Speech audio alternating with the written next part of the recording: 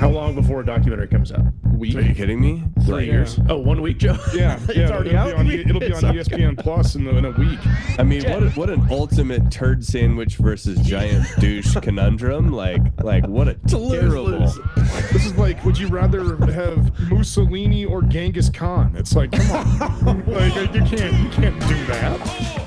Gentlemen, let's go! What's up, fella? Back to normal. How we doing? I'm taking it over, guys. Welcome to the Juice Boys Show. Three brothers-in-law so freaking stupid. Getting dumber by the day. Started a weekly sports podcast over a year ago. Too stupid to stop after 64 episodes. Guys, we made a commitment to each other. We were going to grind. We were going to get an episode out every week. This might be our most grinding episode ever. Joey is dying again.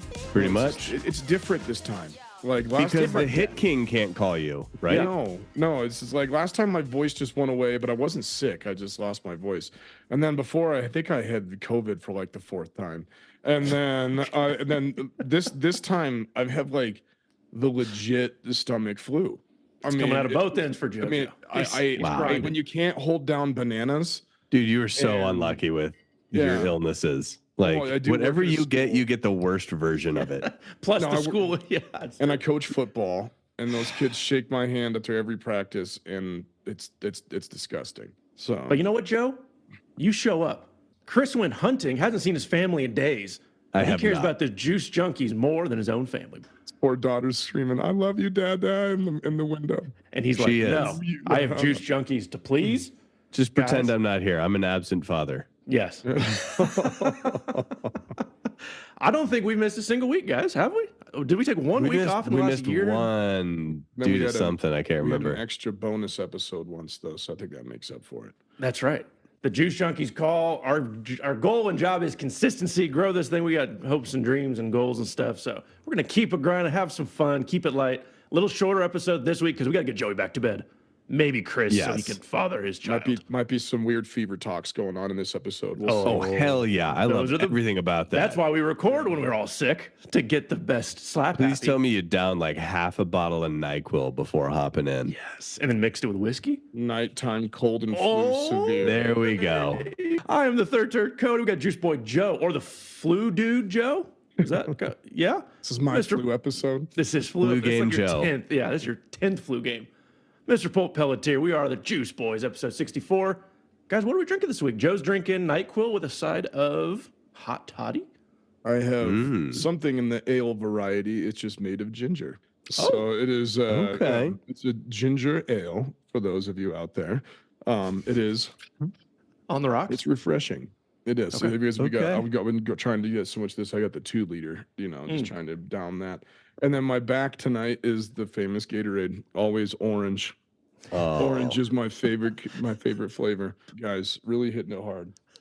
You're giving yourself your best opportunity here. I respect it. Yeah, we grind it out. We got a grinding episode. Chris, you haven't seen your family days. Fellas, I've been gone for the last 5 days, pheasant hunting, brought a bottle of Maker's Mark out, and then felt like a jackass because it's like there's enough left in the bottle. I don't want to just like throw it away. That feels wasteful, but it also, I feel like a jackass driving a handle 8.5 hours home with like 2.5 shots of whiskey in it. Hey, but I'm just now realizing I brought it here to enjoy with you fellas. So I'm drinking some Makers on the Rocks. That's the perfect amount. There you go. It all comes together, guys. I'm drinking the last of my old-fashioned mix brought to us by our mother-in-law, who will also be in Kansas City this weekend. So maybe if you hear this, bring some more.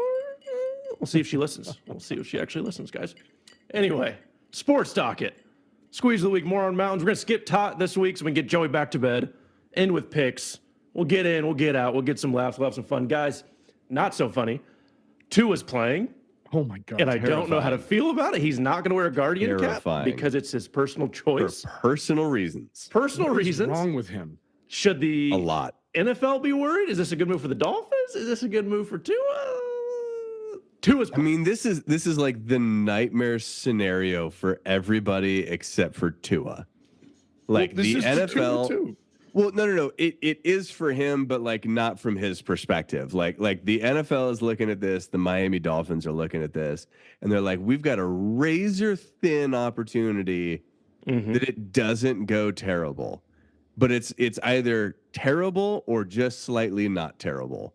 And those are our two options. Because the NFL has been receiving nonstop shit for the last 30 years about CTE and not taking concussions seriously until they were basically forced to.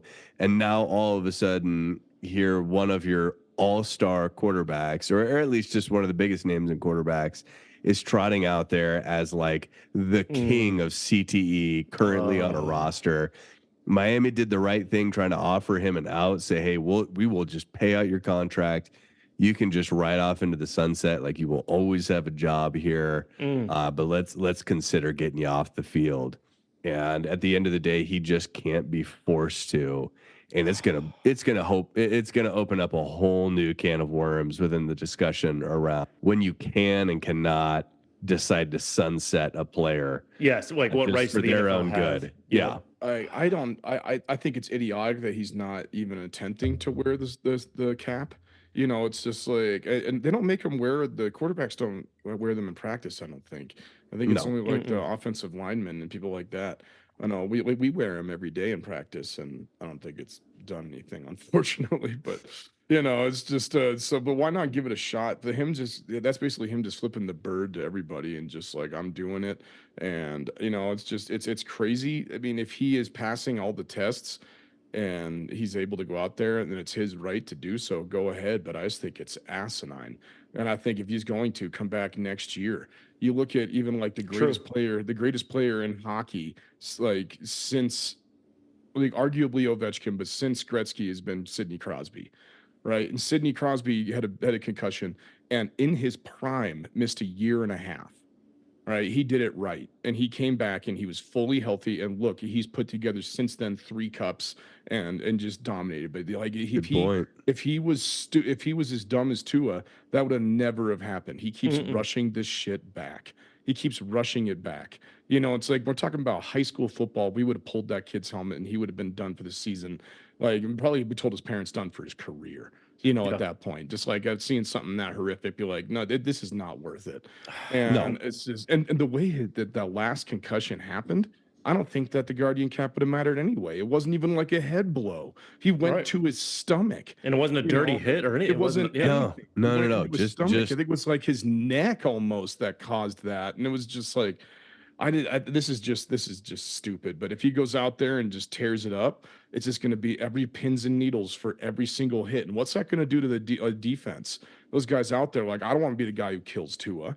You know, no, they don't care. They're trying to eat. I don't know. You know, you're going to have Max Crosby. No, I don't think they're thinking of that moment to moment, but like, you know, that, yeah, I think that's a good point, Joey. Like, it absolutely affects just like the ethos of the game of like, you are one bad, like, Tua refusing to slide away from the entire stadium just gets the air sucked out of it. You know, I don't know if the NFL is the same game anymore. Like, you don't have the Jack Tatum out there clotheslining and intentionally trying to hurt people. Butkus. You know, Dick Butkus, or the guy we just talked about, the last guy to play both sides of the ball. When he almost killed Frank Gifford going across the middle, and then just like, just did the Muhammad Ali like over and just like eat it. You know, and it's just like you don't see that anymore. I think Max Crosby's that much of a psycho, but I don't know who else in the league is that. Just I do not care. Well, TJ Watt probably is just that I can't turn it off. So if he goes against one of those guys, it's going to be really scary. And I don't think but it's the defense. It's not the defense's job to give a shit. They're supposed to get the man on the ground. So I think of the last one, the defender could not have done anything Hamlin better. Oh yeah. Oh my God. And he was trying to get him to slide. He was hoping. Yeah. I think Chris mentioned it the first time. It's a PR nightmare for the NFL. Yeah. It's almost like the Alex Smith situation. Remember Alex Smith almost got his leg amputated? Yeah. And then he came back as like the 4th-string quarterback, and 2 weeks later, all of those quarterbacks got hurt. And it was like, you weren't supposed to actually see the field, but all these guys got hurt. And you went like 5-1. Yeah. And then he balled out. Alex Smith is magical. Love it. Yeah. But yeah, it's a PR nightmare for the NFL. If something happens, if he gets any type of a rough hit, I mean, it's just going to be cringy. It's going to be awkward. Like, I don't know. I just don't know if he should do it. Or at least, like Joey said, take out the year. Stay out the rest of the year. Get through the bye week. Do something. My fantasy team with Tyreek Hill really wants him back, but Chris, will yeah. you write a letter to Tua about Joey's fantasy team for us? Be like, come on, I took Tyreek number one, not number one overall. I'm not stupid, but I think I had like the 9th pick or something. I was like, all right, here we go. What's the least he could do for you, Joe, is to get out there and play. He owes that to you. It's the least he could do. Guys, let's keep going with football. Chiefs are the last unbeaten team. Just traded for DeAndre Hopkins. I'm going to force you guys to talk about the Chiefs because they're last unbeaten. Vikings lost to Lions. What do we think? Chiefs going undefeated? DeAndre Hopkins is the answer? God, no. Are you serious? The Chiefs just no. That's my whole thought on the matter. We'll move on to the next point. The Chiefs aren't even better than Baltimore right now. I know they beat them week 1. They beat them week 1, but it was by a pinky toe and three consecutive bad throws by Lamar Jackson. Derrick Henry is stomping on throats and running everybody down. This is the best season he's ever had, and they're not using him that much, which just makes it so scary. It's funny because the last time Derrick Henry's having the best season of his life, he did absolutely nothing against the Chiefs in the playoffs. So Derrick Henry's done nothing against the Chiefs. The Titans, when they were the number 1 seed. Come on. They were the number 1 seed at the time. Come on. What? Come on. You're still the Titans. Titans. Come on. What? They had Ryan Tannehill. Yeah. Everybody knew that they were undeserving of that spot. Gosh. Titans. The only reason the Titans were there is because the Patriots gave up that season. Everybody knew it was over. What did Derrick Henry do against the Chiefs in week 1? He got 38 yards. It's a different team, dude. You can't tell. It's a different team now. They're killing people. The Ravens are by far the best team in football. They've been the best team last 3 years. They don't do shit in the. They're a cowboy argument now. What are you gonna do in the playoffs? What is Lamar gonna do in the fourth quarter of the playoffs? He's not gonna win you the game. If you are down, Derrick Henry now.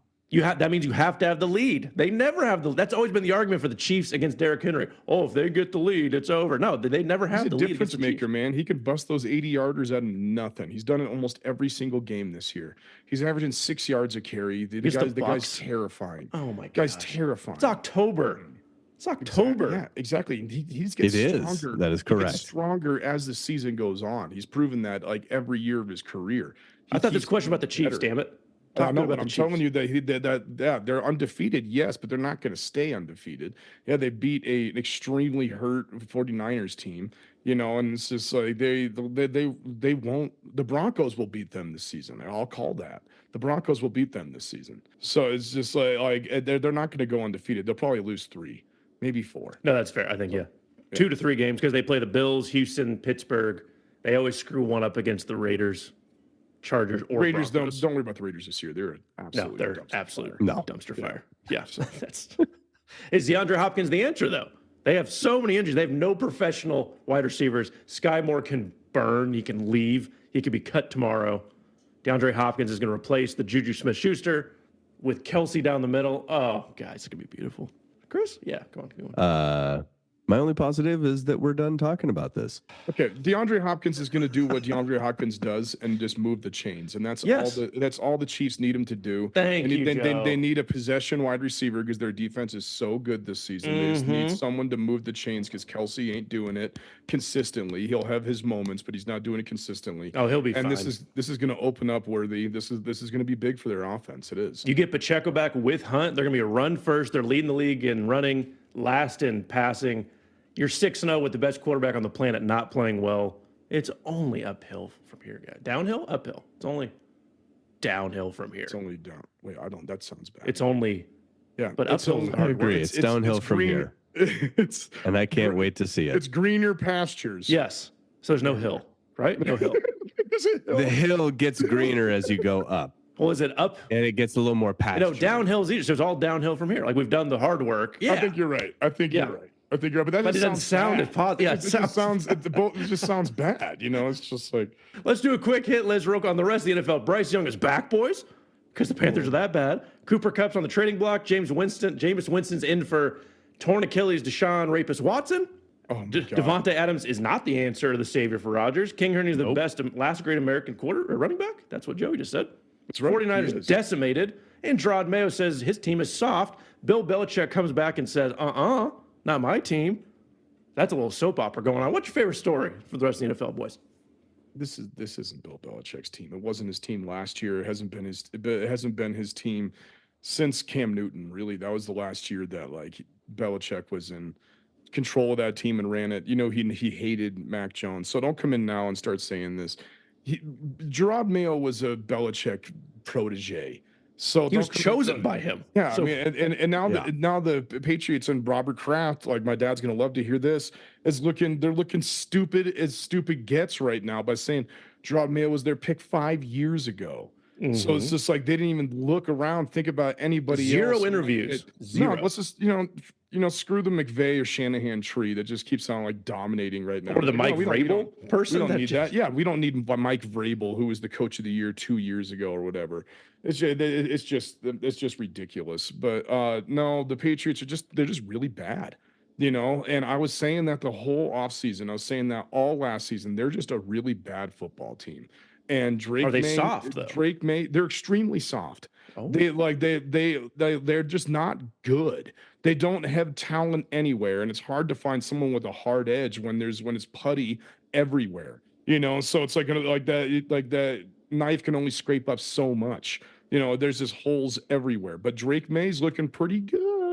Oh, geez, all right, 5 touchdowns in his first 2 games. You know, like he's looking pretty good, man. I'm excited, and if he is the deal, then dare we say leading an offensive juggernaut?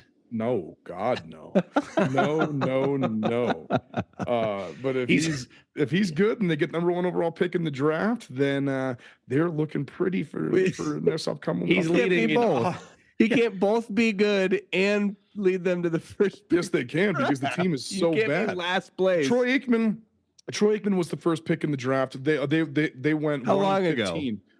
1989. They went 1-15, a little while. and then they got Emmitt Smith. All right, so it's just like, come on, man, this could happen. He's leading an offensive Coast Guard. That's how instead of a juggernaut, more of like they got volunteer Emmitt Coast Smith, Guard. thanks to what you called was the biggest fleece in NFL history. That's right. Those are for trades, yes, but yeah, you know they were still really bad. Then they had the number 1 pick, and then so that's how it goes. It's okay, Christopher. Chris, favorite story, God. And should Gerard Mayo call his team soft? That's been going around. He should not have called his team out that they were soft. As a head coach, grown-ass men. What are you doing? That's your job to make them hard.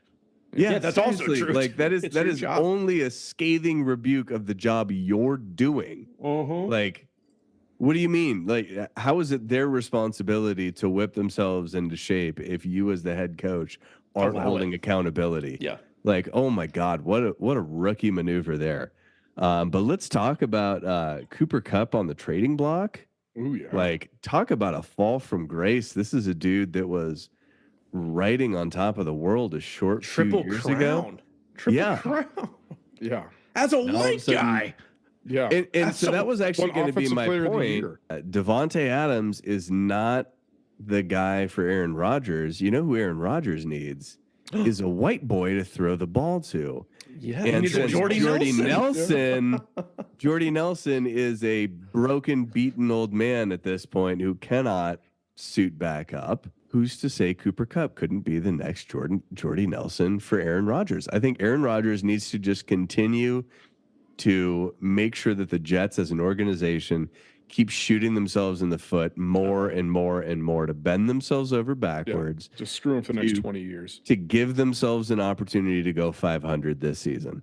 I love it. I think the only thing about the Patriots thing was Bill Belichick coming out and calling out Gerard Mayo for calling the team soft when Bill Belichick chose Gerard Mayo, and then Bill Belichick defended the guys on the defense for being the best run defense last year. Very soap opera. Whose side are you on here? Talking about soap opera. The ups and downs of Cleveland fandom is absolutely hilarious. The first time that they have applauded this season was uproarious cheering for Deshaun Watson getting carted off the field. People were standing up applauding him leaving because they can finally say "see ya." Miles Garrett said he has been a great model citizen. Miles Garrett said he was a great model citizen. You went and paid how many hundreds of dollars? You went and threw that Browns jersey on. You went to that stadium to root for your team helmed by Deshaun Watson. Like, yep.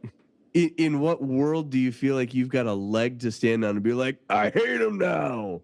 Like, Really, the fans had no choice in this. They made the ridiculous, horrible thing to trade him and get him in there, and they've been stuck with him this whole time. So if I was there, I'd be doing, well, I wouldn't have been there because I wouldn't have been supporting that. That's but exactly if I was there, I'd be doing the same thing, cheering for that, because that dude needs to go away. And I was so blown away, Cody, the same way as you are, with Myles Garrett and Jameis Winston coming to his defense of his character.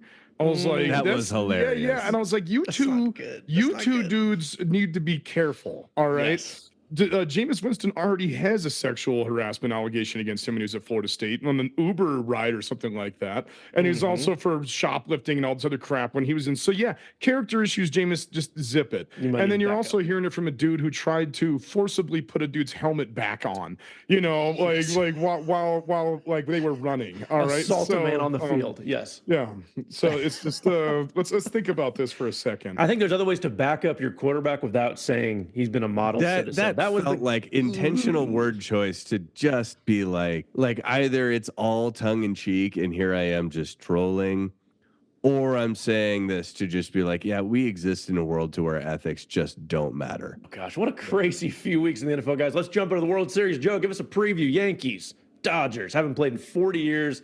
When this episode comes out, it'll be game 1, Ohtani versus Judge.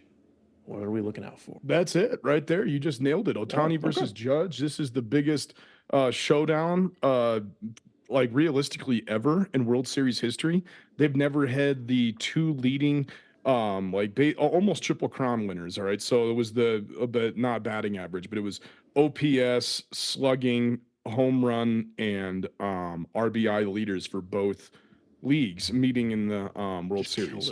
And the two runaway MVP winners for both leagues in the World Series together.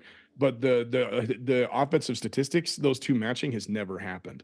All right, now this is not a surprise to see the Dodgers and the Yankees, the two highest payrolls in baseball, just going at it. That's not a surprise, and this is really pushing fans more towards there needs to be a salary cap. Like max, a ceiling, and there needs to be a floor. I think more importantly for baseball, there needs to be a floor. All right, because I don't think it's fair at this point to say you guys can't stop spending, because the teams that have the big market and the big money, they'll be screwed for years limiting that salary back down to salary caps. So I think they need to start with a floor and then make it more competitive that way, because yes, we're seeing the best baseball. All right, we can compare this to European soccer, where that every single year it's going to come down to Real Madrid and Barcelona. All right, that, like, and if anybody else gets there, oh my God, it's a shock. Why? Because they spend the most. But you're seeing the best of the game, right? We're seeing Aaron Judge and we're seeing Shohei Ohtani go at it. We're seeing Mookie Betts. We're seeing Stanton, Freeman. Freeman, Juan Soto. I mean, this is ridiculous. These teams are studded. They are stacked. So it's going to be essentially just the All-Star game. It's going to be great baseball. It's going to be great baseball in the two storied franchises, my two most hated franchises in baseball, and that shouldn't be any surprise being a Red Sox and Rockies fan. I hate both these teams with all passion, but the storylines coming into this are pretty sweet. As you said, the first time in 40 years. Fernando Valenzuela just died today, unfortunately. He was only like 68. I was like, geez. I was like, what happened, Fernando? But in 1981, Valenzuela, Fernando Mania swept the entire country, and he won Rookie of the Year, Cy Young, and they won the World Series that year, and that was against the Yankees in 1981. So there's a lot coming into this. There's gonna be a lot about Fernando on Friday when this game starts. So it's gonna be good baseball, but real baseball fans are like, is this good for baseball? I don't know if it is. This was the ratings the MLB wanted, though. They didn't want a small market team after Diamondbacks. Yeah, they went ahead and brushed that off after last season. We're like, well, that sucked. We don't want any more of that. So let's get the two biggest market. My biggest thing is the least expensive ticket is over $1,000 at both stadiums. I know. The least expensive ticket to get in. There's this parking pass selling for $6,000 at Dodger Stadium. MLB's real happy about this. That's ridiculous, dude. That's horrible. It's horrible. And Cody, you should know from all of our preseason picks, you're the only one still standing. You picked the Dodgers. When I picked the Orioles, Chris picked the Astros, and Dell picked the Braves. So you are the only one still standing. This is essentially we get to watch the All-Star game for 7 games potentially. I think it'll probably go 6 or 7. Like these are 2 really well evenly matched teams. They're both so hungry for it, and I think most of the nation is just annoyed by it. So I mean, baseball. You mean between New York and LA, that part of the country? Yeah. Everything that isn't New York or LA is pretty much just rolling their eyes. Versus, like, you remember last year how hyped we were about the Rangers versus the Diamondbacks? Like, hell yeah. And now it's just like, oh, God damn it. Like, yep, okay, I guess really money really can buy you success, huh? Yep. Let's hit college football real quick. Alabama loses. Oregon's #1. Cornhuskers get their ass kicked. Sure did. Georgia beats Texas. Really, I wanted to focus around Alabama is at 2 losses. Are we going to start bitching that they should be in the college football playoff? Who are they going to remove? The debate will start. Will they get in? Should they get in? Does it matter? Is CFP broken already? Yes. Okay. Yes, the answer, the CFP is already broken because at this point I'm looking at the current CFP predictor, and Alabama still has a 44% chance of getting it. Really? That is just absolutely asinine. When you lose to Vanderbilt, I know Vanderbilt's ranked now. I know they're ranked 25th. That's great for them. Yeah, they're having the best season they've ever had. But when you lose to Vanderbilt and then you lose to Tennessee in Tennessee. I mean, no, that's 2 SEC losses. That's 2 SEC losses. Those aren't non-conference games. You can't just overlook that. That's insane. And then when you have Army, who is undefeated at a 25% chance. Let's go. Undefeated BYU, who is now in the Big 12, mind you, 42% chance. BYU is undefeated and they have a 2% chance less than Alabama. But like, what is happening? We knew it would happen. I told you guys all this would happen. What are you talking about? Like Alabama's always going to get in. They could lose 14 games and they'll be in the CFP. Oh yeah, according to Alabama, bullshit. They deserve it no matter what, just based on talent alone. Doesn't matter what winds up actually happening on the field. Yeah, I think Alabama does have an opportunity to get in. I think so much of that 44% has to do with what happens to the teams ranked above them rather than that Alabama is holding the reins whatsoever. Like if they don't control their Yeah, like if that requires like any chance whatsoever requires that they win out from here on out. Oh yeah. And also get lucky with some key losses or some teams kind of who are maybe those one-loss teams right above them dropping a couple to drop down below them. And I think that they're also counting on Alabama closing out this season strong. If they go on a win streak and one of those one-loss teams drops one late, Alabama can potentially sneak in. So I can see how there are ways in. BYU, like, yeah, the Big 12 just isn't that great this season. Army, like, yeah, you're an independent. Like you've got a steeper climb in order to be able to have an opportunity to get into the CFP. Like neither of those are a big surprise. I just don't want to listen to Alabama fans bitch and moan and whine nonstop about how they deserve it because they're in the SEC. They've been, this, that, whatever. Like the truth of the matter is you lost to an unranked Vanderbilt. Sure, they're ranked now, but they weren't when you lost to them. And you lost to Tennessee. Like 2 inexcusable losses. If you are anybody in Alabama fandom and trying to come up with a narrative that wipes the slate clean, it's just trying to compensate for the fact that you think that you deserve to be there, even though you haven't earned it. I guarantee they're going to say it's going to come down to Georgia and Bama again. They're like, well, Bama beat Georgia already, so they're going to get in, even if Georgia beats them in the SEC championship game, whatever. Oh no, Alabama won't be in the SEC championship game. No, you're right. They already have 2 losses. So never mind. So I don't know, but they're going to say they beat Georgia. They beat Georgia. Georgia beat Texas, so they're better than Texas. So what if Texas loses 2 though? So do you get them both in, or do they both have If to get Texas out? loses 2 more, then they're out. No, they've already They're lost done. one. So if they lose one more, so then They're they're at a tied. 78% chance. That's right what now. I'm talking about. If Texas winds up going, well, Texas lost to Georgia. I think that they give a little more flexibility to the fact that was another top 4 team, right? Or top But wasn't 5. that a beatdown too? 15-30.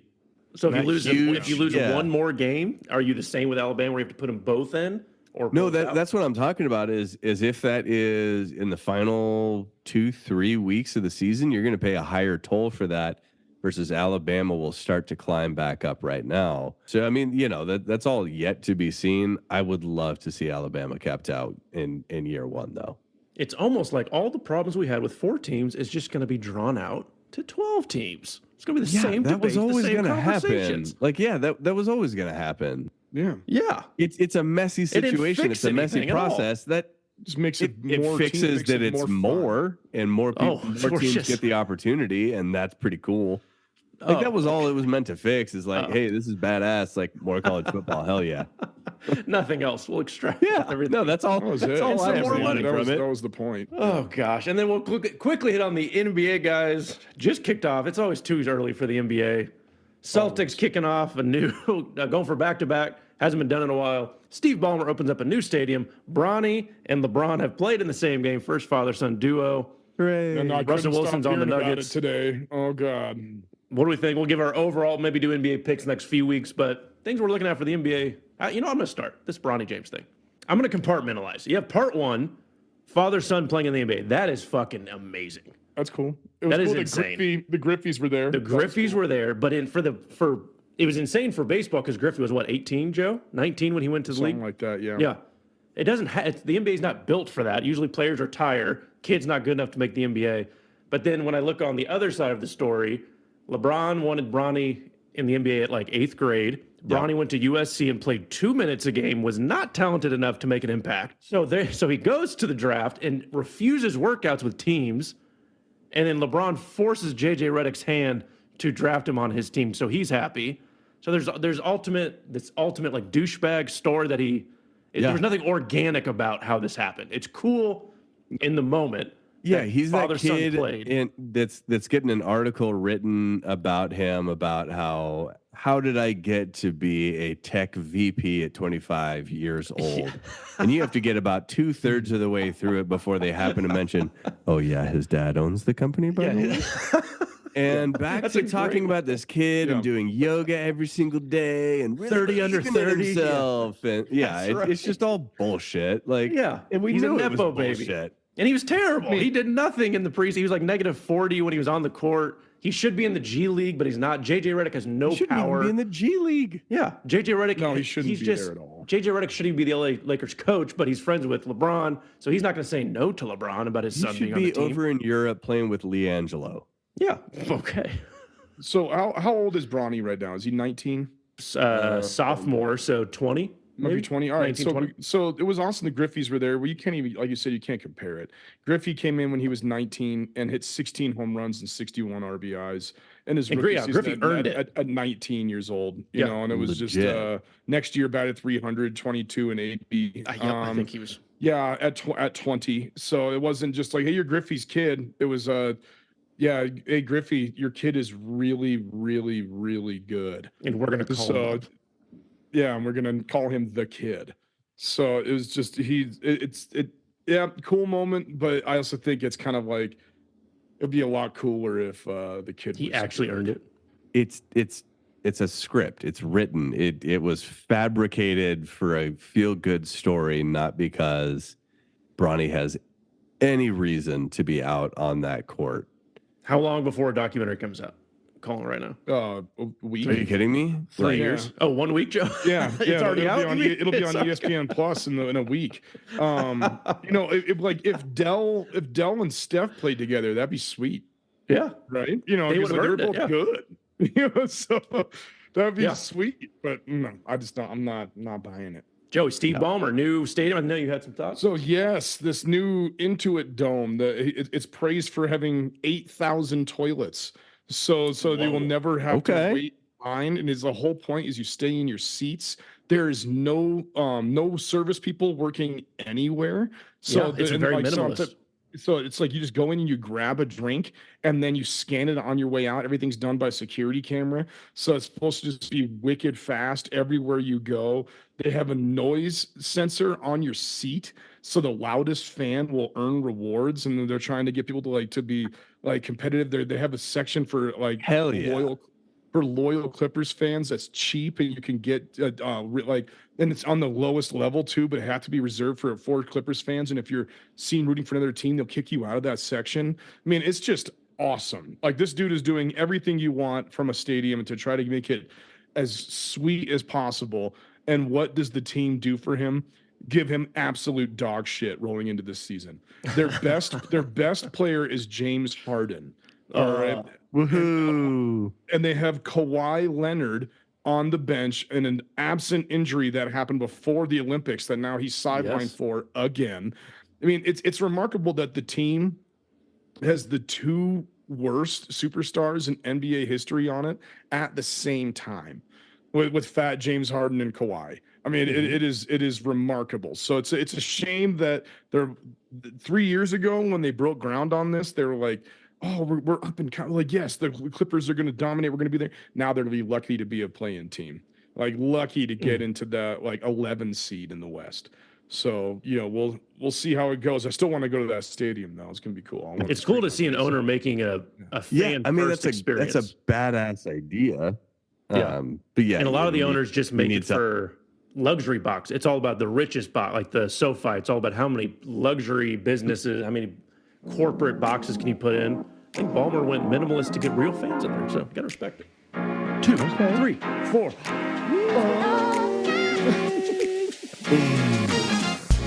All right, boys. Squeeze of the week. Our most outlandish takes. Moron Mountain nominations. Got a few listener ones. I'm gonna sneak one here at the end. Go, Joe Potato. How you holding up, friend? With your flu? You getting through the episode? You seem okay. We had to take a break during that music break, but it's okay. You need to tell them that. It was a real music break this time. Yeah, it was an actual break. Yeah. Joey, who do we got on Moron Mountain? Someone send something in? Well, my friends, I'm happy to say that Mangrove Joe is alive and well. He was checking in, saying everything was fine, and he returned my gratitude and care and everything for nominating me to Moron Mountain. So, fantastic. That means there needs to be a 2/3 vote to confirm this. So what do we got? Okay. Here's the text. I'm nominating you to Moron Mountain. As much as it pains me to say, Tom Brady is unquestionably one of the greatest quarterbacks of all time. Numbers don't lie.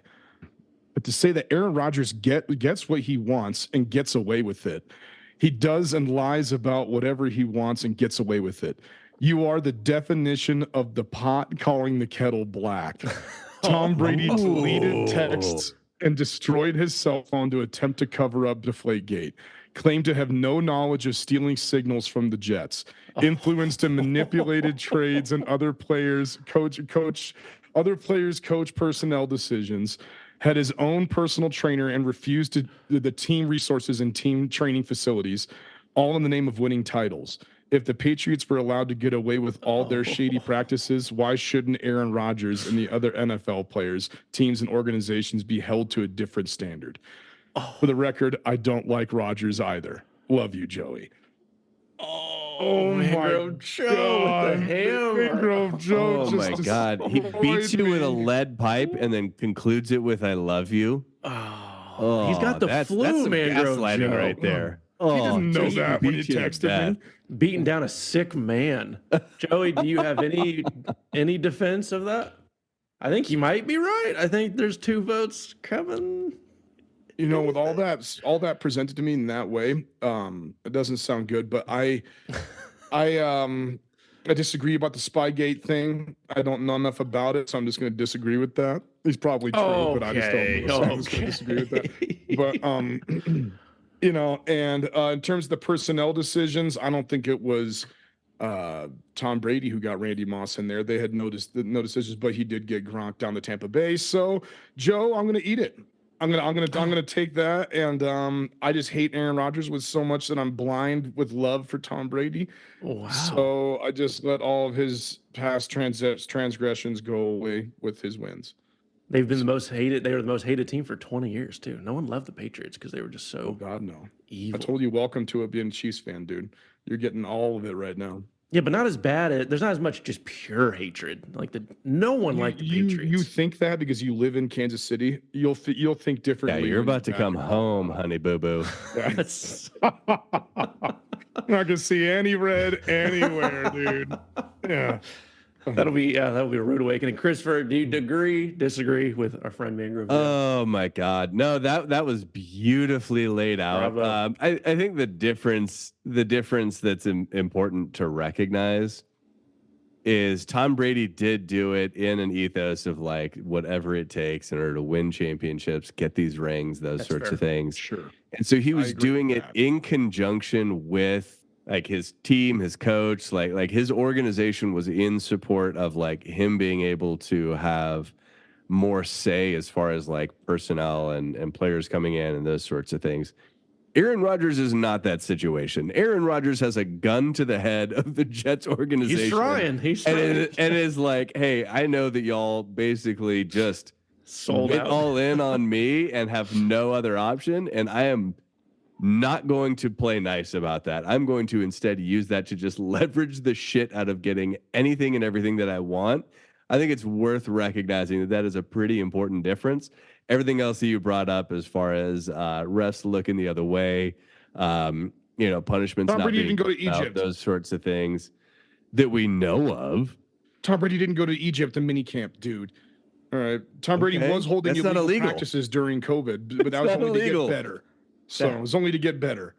Oh, Tom Brady didn't go on ayahuasca trips and go into seclusion holes for 4 days. Also not illegal. So, yeah. Just weird dude stuff. Yeah, just weird dude stuff. I think Aaron Rodgers is the poor man Brady. Brady went to the Bucks, won a Super Bowl fairly. Like he made it look easy that an old man could just go to a new team. Rodgers thought he could do the same thing. He chose the wrong team. Woody Johnson. I definitely think that Tom Brady is to blame for what's going on with the Jets right now. Tom Brady and Matthew Stafford, I would say. That's true. Yeah, both of them did that. Yeah, and Rodgers thought he could do that, and Aaron Rodgers is like, oh well, that's easy and simple, but like, not failed to notice. Peyton Manning did it too. They're all just better than him. I mean, that's probably better. Rodgers just failed to notice that each and every one of them, the thing that made them so successful is that not only did they bring their own talent, but they also brought in their own leadership to build a winning culture. And they bought in personally. Yeah. Yeah. Rodgers like they were willing to sacrifice versus Rodgers is stepping in being like, I am good enough just by being physically here, being the one distributing the ball, that's going to be all that's required of me. All right. We need 2/3 votes to put a juice boy on Moron Mountain. He's up there. He's up there. I'm sorry, Joey. Joey is on. You earned it. I voted myself. I voted myself. Beautiful time this time of year on Moron Mountain. Put it in the book, JoJo. I don't disagree with anything that I said, but I'm gonna take this because I do look like a moron for everything that I've said about Brady in the past. But I'm standing by my statements. I'm standing by my hatred of Aaron Rodgers, and I'm standing by every single thing that I said about him being a piece of shit. So you're staying on Moron Mountain for a while. When you come down. All right, guys. Another listener one. We got Jed from California, an Oakland A's fan. Jed. Okay. All right. Let's go. Hell yeah. Homeless he wrote in saying, like, when you put John Fisher, the Oakland A's ownership, against Daniel Snyder of the Washington Commanders, he would take, as an Oakland A's fan, he would take Daniel Snyder over John Fisher. Oh my God. As worst owner. He said if you stack all the bullshit from both of them, this man he would rather have Daniel Snyder than John Fisher, which I'm going to start off saying that might not be the worst move because John Fisher lost the team in his town. At least Daniel Snyder left with his tail between his legs, but the team stayed in the city. Yeah. So, I mean, what an ultimate turd sandwich versus giant douche conundrum. Like what a terrible, it's a lose. What a terrible choice. Pick your favorite. Like, I can't disagree. Like, you're right. Like, Dan Snyder at least kept the team around. B, tried to build like some new training facilities before he got forced out. The stadium's the worst stadium in the NFL. No, they were in the A's. process of him building their new training facilities. Can you compare the Commanders and the Athletics? I mean, they're both. You can compare both their franchises very, very much. I mean, horrible ownership, extraordinary history with both those franchises. Yes. Oh, 1000%. And so it's just relatively competitive all the time. And I know that the Redskins haven't been shit for the past 20 years, but they also haven't had the first pick in the draft. I guess they had number 2 with RG3 that year. I think he might be right. I think he might be right because even with it's a good point. With Snyder's greed, he was still trying to promote a product. And you cannot say that John Fisher was ever trying to promote a successful product at any point during his ownership. Anytime they got a player, they were traded away for pennies. And you look at what they could have gotten back in return. Look at Matt Olson. He leaves and hits 54 home runs, and they traded him for like a dishwasher. And it's just like you can't just like let these guys go. You can't do this because they can't trade these big names for big name players because they can't pay those players in return. No, because they sell 0 seats. They just trade it for draft picks and get an unbelievable farm team and then trade that away because they can't pay them. I mean, it's absolutely, they won't pay them. They could pay them. They just won't. And yes, FedEx Field, or whatever the hell it's called in Maryland, where the Commanders play, is the worst stadium in the NFL, but it does not even compare to Oakland. Oakland had thousands of seats that didn't work or were missing seats. I mean, like if they sold the place, they tore the seats out at the end of their tenure there. It's not that does not speak to well-constructed seats. When was the last time the top part of the stadium was open and not tarped up? Like when the Raiders played, like 1994. I mean, or something like it's just like no, that was when they were in LA. But I mean, it's just like when the Raiders were good. I don't think they didn't even leave it open for the Raiders games. Only to back up John Fisher a little bit. At least there's not like a government oversight committee is not on your ass about not yet taking money off the top of your book, having 2 books. I mean, it's scandalous. John Fisher just I think he's talking about purely as somebody who is just a fan watching sports happen in front of me. Because Dan Snyder, everything that he did, like sexual harassment wise, skimming off it, like complete and total makes him scumbag. worse. Yeah, makes him worse. But so Jed, we're all in agreement with Jed. Jed from California. I love it. Yeah, you'd rather have Daniel Snyder. Oh, what a terrible hypothetical that he's put in front of us, though. Oh my God! So this is a pro. Go rinse my mouth out. This is a pro Dan Snyder. No, we are not. That's it. We are not. This is. Those are our BFFs: Dan Snyder, O.J. Simpson, and the People's Republic of North Korea. This is like, would you rather have Mussolini or Genghis Khan? It's like, come on, like you can't do that. Definitely Genghis Khan. Wait, what? You give them a lot of credit for being powerful. You give them a lot. I'm just saying, just horrible people. It's just like, yeah, there's some success on their side, but you can't. They're horrible.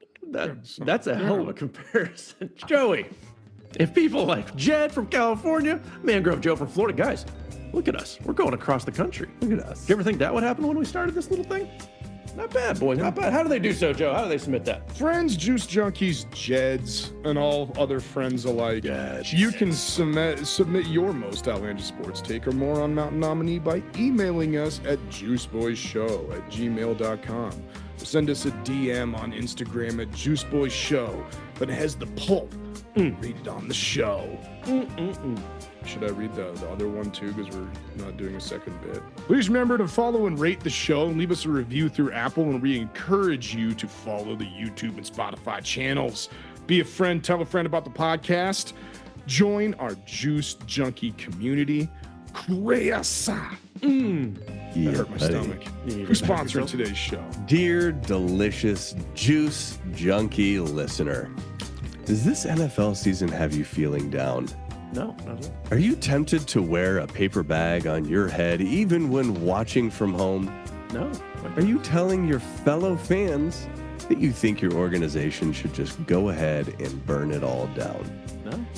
Well, then you're in luck, dear listener, because today's episode of the Juice Boys Show is brought to you by the NFL Disaster Draft Protocol.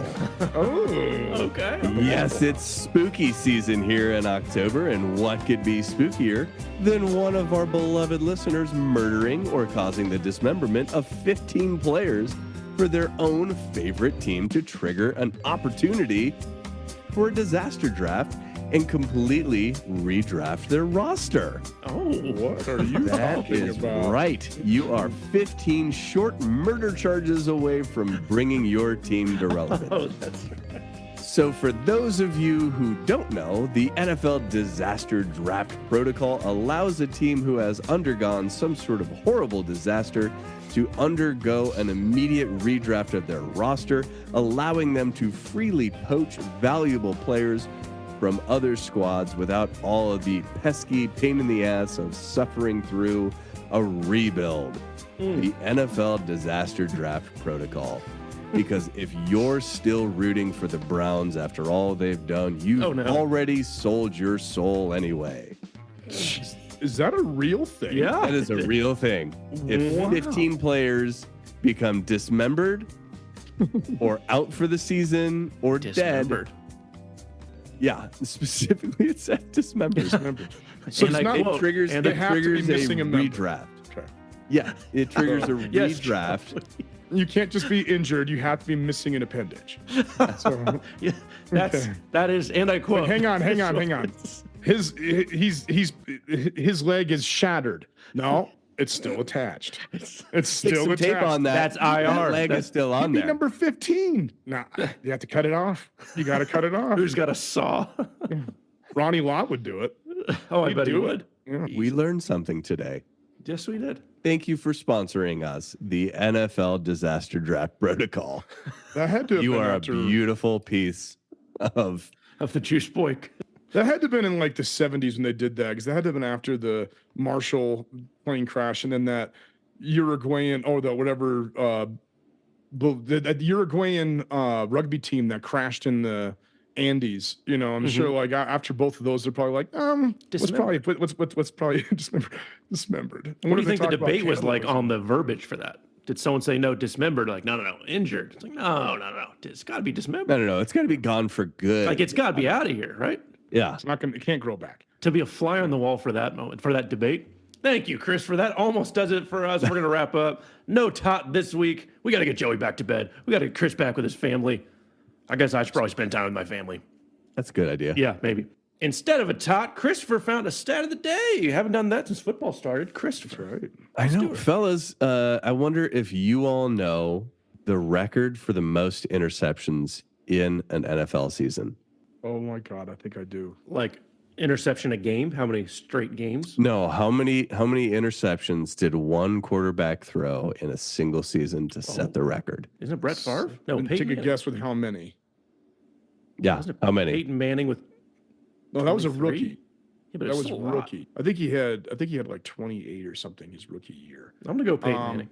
I'm gonna take it With, out. with how many? I think 24. Oh no, Jameis Winston had 30 by himself one season. Oh, Remember when Jameis Winston did 30-30? The old 50-50 ball. Yeah. The He had old 50-50 ball. We tutties and love 30 Jameis. interceptions. Yeah. I Okay, can't so I'm already wait. I wrong. can't wait for Jameis. so is it yeah. Jameis? With 30, no, it's more. I'm gonna go What's your Brett guess, Favre. Joe? I'm gonna change my. I want Brett Cody to keep Favre. guessing because I think I know it. It's not Brett Favre either. I'll tell you who it is after I tell you the number. Yes, Give us the it's- number. No, give us the number. No, okay. I think the number is 43. You are very close. It's Oh. 42. Who did it? Okay. All right. And it was by a former player who was also a kicker of George Blanda.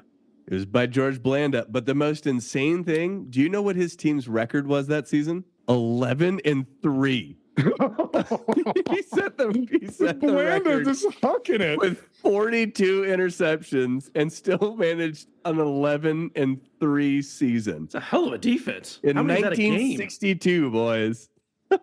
42 divided by what? Or I guess It it's was 14 only game 14. season. It's 14 back Yeah, it's then, like so 3 that's- per game. Oh my god. Yeah. Oh my God. That's amazing. Thank you, Chris, for that Saturday. That's we just had to bust that out with Jameis Winston coming back to helm the Cleveland Browns, right? Big Jameis guy. Big Jameis George guys. Blanda was the leader of all-time leader in points for a long time because he was the quarterback and the kicker. That's right. So Georgie boy. He played until he was like 46 years old or something too. Just It's kept ridiculous. going. That's amazing. Thank you, God, Chris. we love it. All right, boys. Picks. How did we do last week, Chris? How did the Wheel of Degeneracy do? Who's picking first? Fellas, we are kind of alarmingly maintaining consistency here. Of just shit. No, we each went 2-1. Everybody. did. Okay. Everybody. What the hell was my loss? I don't know. I already deleted them. Oh, okay.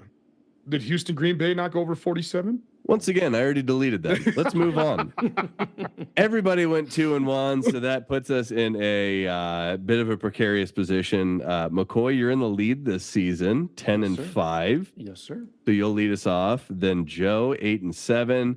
Then me, 7-1. So Joey, you and I are keeping up with one another. Let's go, guys. I'll take it off. Cowboys +4 coming off the bye. 49ers are decimated. I hate taking that pick, but backs are against the wall. Jerry Jones putting pressure on those guys. Feel like it's do or die for the Cowboys. +4? Come on. They'll at least be within a field goal.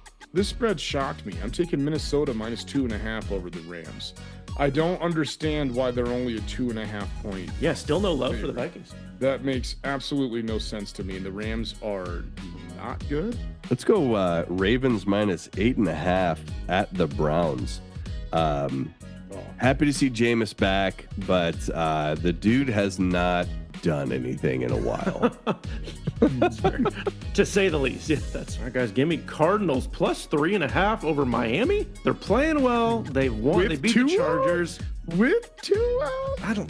Tua is just even healthy. that's He's a not good that pick. special. Kyler Murray's actually playing decent, but if you give me 3.5, I don't know if I would take the 3, but I'll take the little hook there. See if they can stay within it. I'm taking my over. And in this game, I'm taking the Baltimore Cleveland over 44.5. And only because Jameis Winston is just going to be hucking it everywhere. All right, this dude, I love to see Jameis just back there and just praying to God somebody's going to catch this Hail Mary bomb that he's unleashing. And just huck and pray, boys. Just seeing what's going to happen. He went in the last drive after I have no idea why he was the third string quarterback last week, and they had Dorian Thompson Robinson in there. I was like, what are you doing? They go in and he gets a touchdown, two-point conversion in his only drive. Jameis Winston hucks it. They're going to lose by a lot, but they're going to score. It's going to go hit the over. Let's make a switch to college. I'm going to go ahead and go Notre Dame at Navy +13. I think their ground and pound defense gets the job done, and even if Notre Dame wins, I think it'll be pretty close. I hope so. I'm going to be watching that. Third pick. Give me the under on CSU New Mexico, 65.5. That's a huge.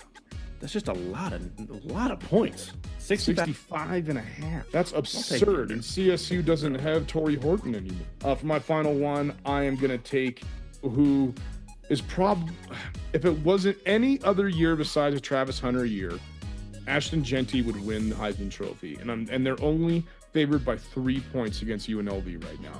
Taking Boise State -3 over UNLV.